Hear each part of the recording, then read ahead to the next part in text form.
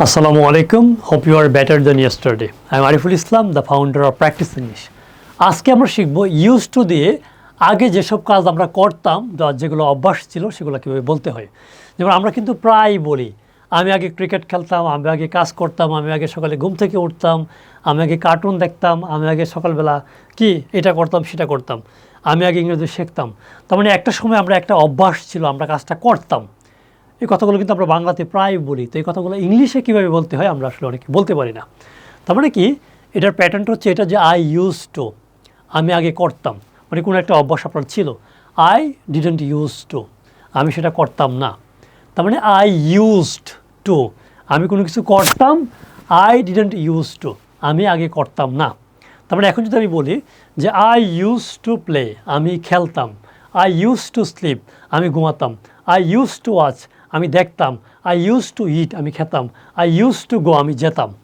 ঠিক আছে, I use two pray, আমি নামাজ পড়তাম। তার মানে আমি করতাম না, আই ডিডন্ট ইউজ টু। একটা হচ্ছে ইউজড টু আর একটা হচ্ছে use to. So I didn't use to play, আমি খেলতাম না। I didn't use to sleep, আমি কি ঘুমাতাম না। I didn't use to watch, আমি দেখতাম না। আশা করি ক্লিয়ার। তাহলে এখন আমি যদি বলি I use to play cricket, I use to, আমি করতাম কি বা খেলতাম। আই ইউজ টু, আমি করতাম প্লে ক্রিকেট, ক্রিকেট খেলতাম। I use to play cricket, আমি ক্রিকেট খেলতাম। আই ডিডন্ট ইউজ, আমি কি করতাম না কি। I didn't use to, I didn't use to কী করতাম, টু স্লিপ আর্লি, আমি কি আগে তাড়াতাড়ি ঘুমোতে যেতাম না। ঠিক আছে, আই ডিডন্ট ইউজ টু ইট, আমি খেতাম না, কি খেতাম না, ভেজিটেবলস, শাকসবজি খেতাম না। আই ইউজ টু গো, আমি যেতাম কোথায়, টু দ্য মস্ক ডেইলি, আমি প্রতিদিন কি মসজিদে যেতাম। আশা করি ক্লিয়ার। এই ভোকাবুলারি বা এটাকে ভার্ব বলে, এগুলোকে প্র্যাকটিস করতে হবে।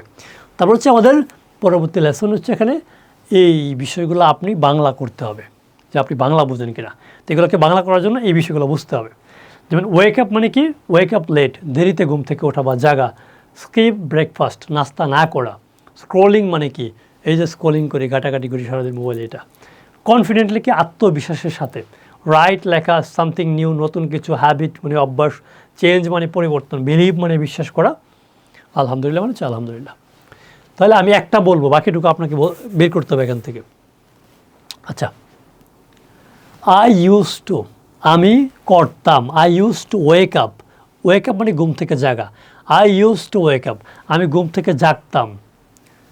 লেট, দেরিতে, আমি ঘুম থেকে দেরিতে জাগতাম। অ্যান্ড, এবং, আমি ঘুম থেকে দেরিতে জাগতাম এবং স্কিপ ব্রেকফাস্ট, নাস্তা করা বাদ দিতাম। দেরিতেও নাস্তা না করা মানে নাস্তা করতাম না। আমি কি করতাম, আমি আগে দেরিতে ঘুম থেকে উঠতাম এবং নাস্তা করতাম না। এটা হচ্ছে একটা সেন্টেন্স, এটা আমরা বলি বাংলাতে। আমি আগে ঘুম থেকে দেরিতে উঠতাম, নাস্তা করতাম না।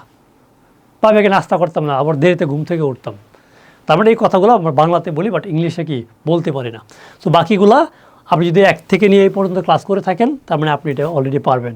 আর যদি আপনি এটা না পারেন, তার মানে আপনি প্রথম থেকে ক্লাসগুলো করে যান। যেখানে আপনি না বুঝতে পারেন, তার মানে বুঝবেন যে এর আগে আপনার সমস্যা আছে। ঠিক আছে, এটা হচ্ছে বিশ্বাস। তারপর হচ্ছে এই যে এখানে 5টা বাক্য দেওয়া আছে। এই 5টা বাক্য যদি আপনি পারেন, লিখতে পারেন, মুখে বলতে পারেন, তার মানে আপনি এই ক্লাসটা ভালো করে বুঝতে পেরেছেন। ঠিক আছে, আর যদি এটা না পারেন, তার মানে বুঝতে পারবেন যে আপনার আগের ক্লাসে সমস্যা আছে। আগের ক্লাসগুলো আপনি ভালো করে বুঝেননি, ভালো করে এক্সারসাইজ করেননি। হয়তো বা ভিডিও দেখেছেন, ভিডিও দেখে 71 চলে আসছেন, বাট প্র্যাকটিসটা আপনি করেননি। ঠিক আছে, তবে এটাকে ভালো করে প্র্যাকটিস করুন। প্র্যাকটিস করে খাতায় লিখুন, মাথায় লিখুন, কমেন্ট বক্সে লিখুন, লিখবেন, প্র্যাকটিস করবেন। ঠিক আছে, আর অনেকের পক্ষে কোচিং সেন্টারে গিয়ে ইংলিশ শেখা সম্ভব হয় না, তাই আমরা শুধুমাত্র অনলাইনে শিখে থাকি। তাই অনলাইনে কীভাবে সবচেয়ে বেস্টভাবে শেখানো যায় সেটা আমরা জানি আলহামদুলিল্লাহ। আমাদের স্পোকেন ইংলিশ ক্যাপসুল কোর্স রয়েছে, যেখানে ক্যাপসুল মেথডের মাধ্যমে 100 দিনে স্পিকিং গ্যারান্টি আমরা দিয়ে থাকি। তো কীভাবে গ্যারান্টি দেয়, আমরা হচ্ছে প্রথমে আমরা মাইন্ডসেট ক্লিয়ার করে থাকি। আপনি আজকে ভর্তি হলে আজকে রেকর্ড ক্লাস পাবেন, 100 রেকর্ড ক্লাস, যেখানে প্রত্যেকটা রেকর্ড ক্লাসের পরে একটা এক্সাম রয়েছে। আমাদের ওয়েবসাইটে অটোমেটিক এক্সাম দিতে পারবেন, অটোমেটিক আপনি রেজাল্ট পাবেন। আর যদি রেজাল্ট খারাপ হয়, আপনি 2 নম্বর ক্লাস দেখতে পারবেন না, লক হয়ে থাকবে। পরীক্ষায় পাশ করলে 2 নম্বরটা আনলক হবে, 2 নম্বরটা পাশ করলে 3 নম্বরটা আনলক হবে, 3 নম্বরটা করলে 4 নম্বরটা আনলক হবে। এভাবে 100তম ক্লাস আপনি আনলক করতে পারবেন। তার মানে আপনি কি জানেন কি জানেন না, কোথায় গিয়ে আপনার সমস্যা হচ্ছে, আপনি আর পারছেন না পরীক্ষায়, সেখানে আপনার সমস্যা। অনেক সময় আমরা কি অনেক কিছু জানি কিন্তু বলতে পারি না, আরেকটা আছে আমরা জানিই না। আপনি নিজে আপনার আমলনামা দেখে দেখে এগুলো পারবেন, বুঝতে পারবেন যে আপনার সমস্যা কোথায়। আমিও বুঝতে পারবো যে আপনি আসলে এই জায়গায় সমস্যা, কিন্তু এরপরে আপনি আনলক করতে পারছেন না। এবং যেদিন থেকে ভর্তি হবেন সেদিন থেকে আপনার লাইভ ক্লাস শুরু হবে রাতে। তার মানে আমি 365 দিনে লাইভ ক্লাস করে থাকি, করাই। বাংলাদেশে কেউ এটা করে না। আমি চাই আপনাকে হেল্প করতে। আমি ইংলিশে অনেক দুর্বল ছিলাম, আমি ব্যান্সিনিসিকে লুকিয়েছিলাম, সেখান থেকে আমি উঠে এসেছি। সো আমি চাই যে মানুষ যেন ইংলিশকে ভয় না পায়, ইংলিশের জন্য তাদের জীবনে অপরচুনিটিগুলো মিস না হয়, সেটাই।